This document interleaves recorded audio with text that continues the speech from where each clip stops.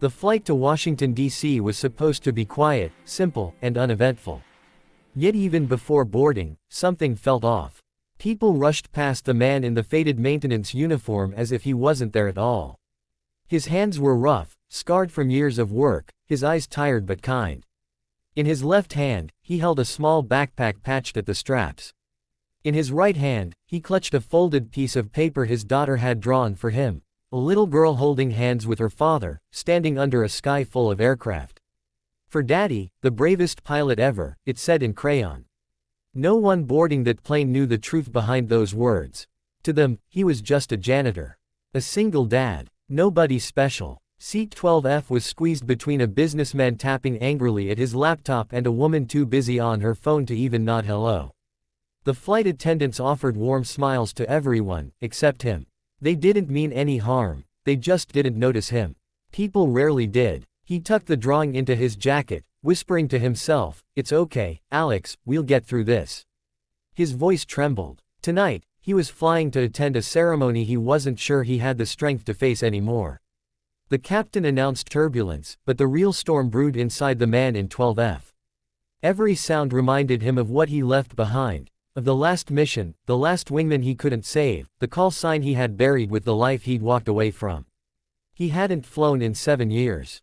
He hadn't touched a cockpit since the day everything changed.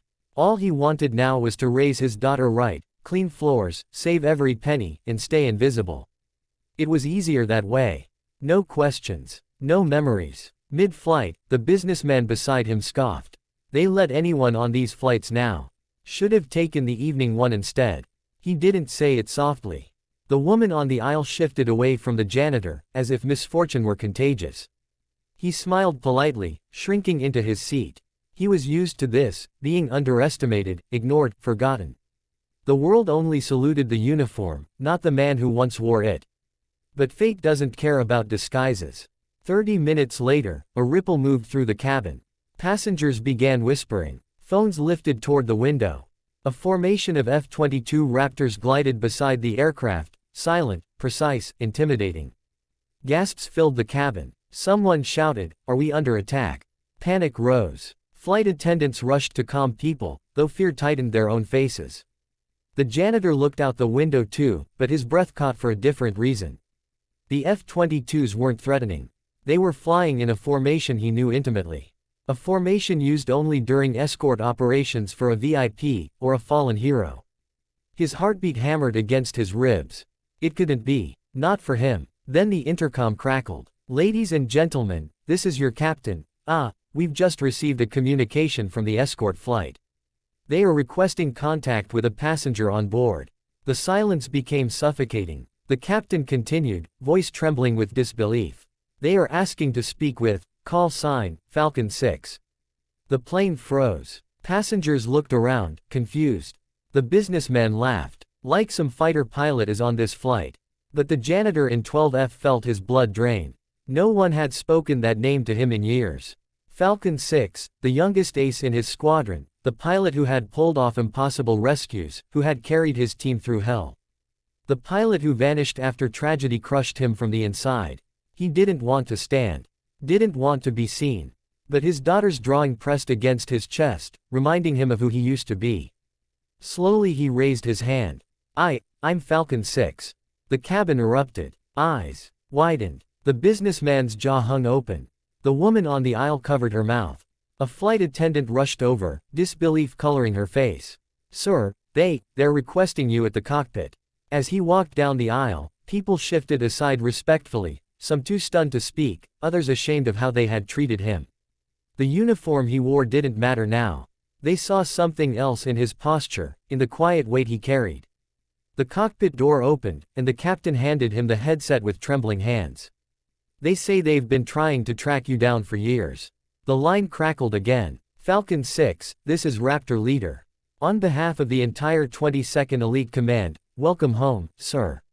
His breath broke. He steadied himself. This is Falcon-Six, he answered, voice cracked with emotions he had locked away.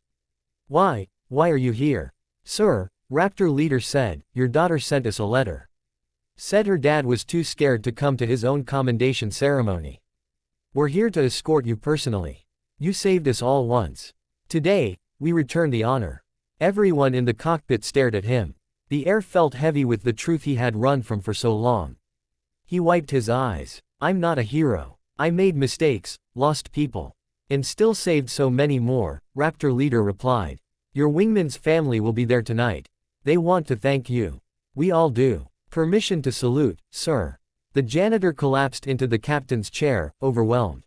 Granted, he whispered. Outside the window, all 4 F-22s dipped their wings in a slow, synchronized salute.